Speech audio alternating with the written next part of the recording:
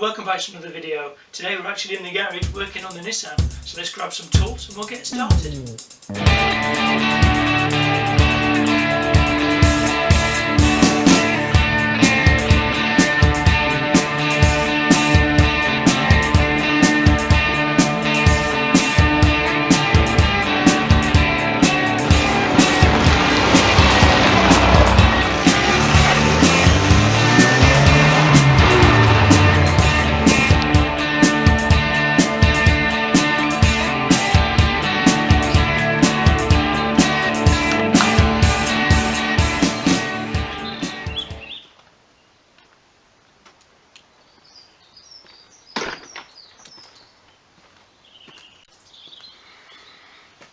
Well, back in the garage, time to do some work on the Nissan. I've had the car covered in plastic over the last couple of months. Basically, I've been doing a few paint jobs in here. I don't want to get any overspray on the actual car. There's a little bit of lacquer dust from the actual plastic which removed it, but that's nothing to worry about. I could take the car out when I paint, but if it's raining I like to keep it indoors. So the first job I think I'm going to do is going to replace the steering rack gaiters. So you may have seen on a previous video, the actual gaiters have actually split. They were brand new, but that was 7 years ago. So I think they just basically dry rotted away. So I've got some brand new ones. These are from Auto Part, I think it was, online. There's the part number there. This is for a manual rack. I think the boots are actually the same for the power steering rack as well. And also, at some point, let's get the bonnet open. Also, at some point, I'm going to get this intake welded up into one piece. Found a guy locally who can weld that up for me quite cheaply, like 30-40 quid. It's just to get rid of those couplers, and he's going to put me an inlet on there as well, so it's not actually on a plastic stuck in inlet. And I'm going to get rid of these little plastic grommets as well, weld those up. So I think I'm getting some unmetered air through, and a lot of air leaks. It runs pretty nice now. It's just things like the intake, and the other main job is the 4-branch. It's still leaking from that flange, so I'm going to remove all that, and I'm going to measure up for some V brackets, some V mount brackets. I think they'll be a lot safer and a lot firmer, but we'll get to that in another video probably. But like I said, the first video today is going to be the steering rack gaiters. So I'm going to get the car up in the air, get the wheels off, and start stripping the steering rack down. So as you can see, the wheels off. Looks like the light's terribly. Now just go and get a light. There we go, that's a bit better. So all we've got to do now is take off the nylock at the bottom of here, release the actual steering rack arm, and we've got to undo this, bolt here the lock nut, just bring the light up, undo the lock nut, remove the track rod end, trying to count the threads. I think looks like it's a little bit rusty there, so we'll paint that again. I think give it a bit of another coat of paint, clean it all up. It's just a case of removing the steering rack gaiter, sliding a new one on with some new grease, and then putting the track rod end back on, hopefully in the right place. I might even just mark that with a little bit of paint just on here, so I know I'm going to put it back in roughly the same place. I'll probably get an alignment done on it anyway, because it does actually need one. Okay, brush to this side, you can tell it's not been used for a while. I think you may have seen on a previous video where I was getting a lot of noise from this, what I thought was the hub, but I think it's just basically the brake disc and pad were causing a little bit of noise on the back of the disc here. So it just needs a lot of rust on this. It needs a good run really. I've been neglecting this car over winter. I was supposed to do a lot of jobs on it over winter, but other jobs and bits and pieces got in the way, so it has been neglected a little bit.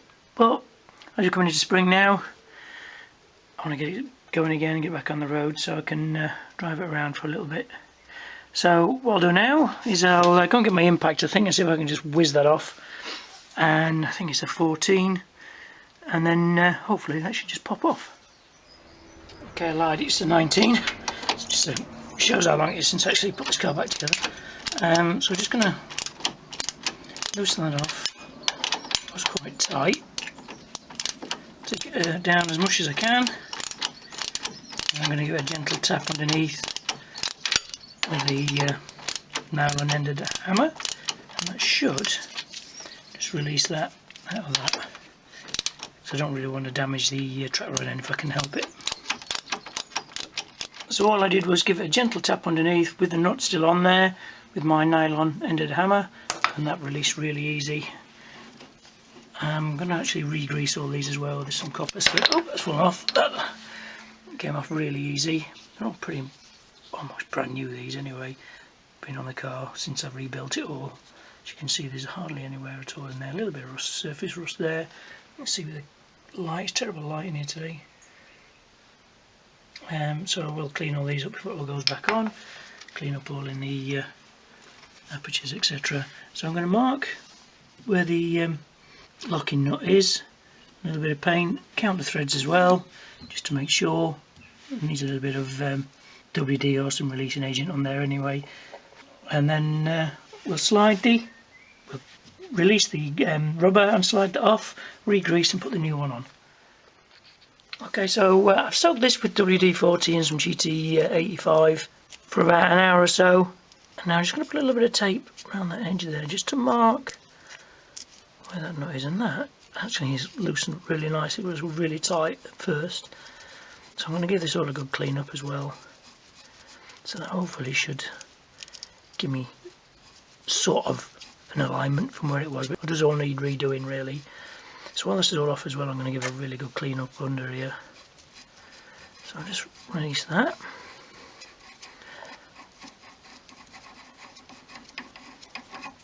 As you can see, it's got a little bit of rust to it, so I'm going to give it a bit of a wire brush. Maybe give it a bit of a paint.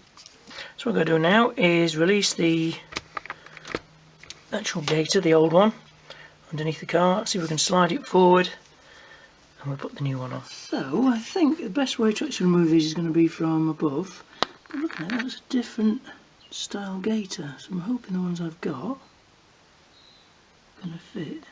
So this is the one I've just taken out of the packet, and this gap here, this hole here, looks way too big compared to this one. Just grab my torch. Quite difficult to actually do this with one hand film and hold the torch. Just prop the torch there. And the actual length of it doesn't look too bad. Just that diameter there, it might fit. So you just got to cut out there. What's the worst can happen? I'll cut it off. It goes up in the air anyway. I'll cut it off, whack this one on and see what happens. So there's a side-by-side comparison. As you can see, it's completely wrong, isn't it? Which is a real bummer. So ignore the part number that I showed you earlier, because that's completely wrong. So what I'm going to have to do, I think, is go online tonight and see if I can order another set. Okay, so a couple of days have gone by and I've ordered a universal part, because I can't actually find this part anywhere online. I'm going to see if I can cross-reference with any other Nissan vehicle, see if that'll actually match. But the driver's side is just a normal boot, so I think the other kit I've got will be fine.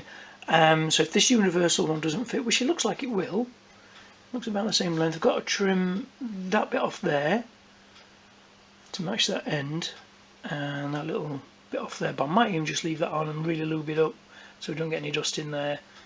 I think that might just work. Hopefully it will. I've also glued this together here with some super glue, so if this doesn't work, I'll whack it all back on. It's not 100% perfect, there's a little hole there, so I might be able to just re-glue it. But hopefully we don't have to come to that. Hopefully this universal one will work fine. So what I'm going to do now is quickly trim this end off here with my scalpel I've got here, and then we'll pack it full of grease and we'll whack it on, and hopefully that should do the job. As you can see, the gator is now on, so that universal one fits lovely actually. Bit of a pain in the arse to get on, because it's quite tight on that back end there, but it's gone on really nice. So all I've got to do now is put the securing tie wraps on, have a really good clean under there actually, because that's filthy. Have a really good clean and a wipe round, but I'm going to get it all built back up, get the tie wraps on, get it all secure. It's all been re-greased in there because my hands are all covered in grease now, but I'm going to clean up all the CV joints as well, CV joint gaiters as well, because they're all a bit dirty, and double check all those for dry rot, etc. So there's a little better view underneath the actual car. All I've got to do now is just snip those off and it's job done. As you can see, it fits really nicely. Really pleased with that. So-called universal part is actually universal, and actually does fit. Usually take quite a little bit of modification, but all I had to do really was just trim this end down to the same width of the original, and it went on really easy. A little bit of grease, a little bit of GT85 and WD-40, it stayed on quite nice. So I just trim these off like I said, and have a really good clean up under here. There's quite a bit of dirt. I did notice though, the actual gear selector rubber has perished completely. I know these are like hen's teeth. I'm going to see if I can use one of the other gator kits to actually fabricate something just to slip over there. Might be able to do something, or even find something online. This is completely perished now. Not that it gets run in the wet or the dirt or anything, so just to keep the dust out of the actual box and the selector. So I'll see what I can do with that, see if I can cobble something up. But it's not too bad under here. It's just getting a bit grubby, a bit dirty. And the selectors are a bit, need a bit of a paint, a bit of attention. I've got the poly bushes on the selector there as well. They're all quite nice. Yeah, it's just a little bit of wear and tear from last season's driving about, actually, even though it's not been driven that far. A bit loose there as well, see if I can do something with that. Okay, so I actually used part of the old steering rack gator as a new gator for the gear selector, and I think that's gone on really nicely. Yeah, it's not perfect, there's still a little bit of a gap here and there, but it's a lot better than the old ripped one that was on there. So what I'm going to do now is I'm going to continue cleaning up under here and see if I can just freshen it up a little bit, make it look a bit nicer. Okay, so it's all back together, and my shop light decided to blow a fuse as well, so that's gone as well. Hopefully this little torch is giving enough light. The piece of tape I put on to try and mark where the alignment would be came off when I put the rubber boot on, because it's such a tight fit. So hopefully it's gone back in the same place.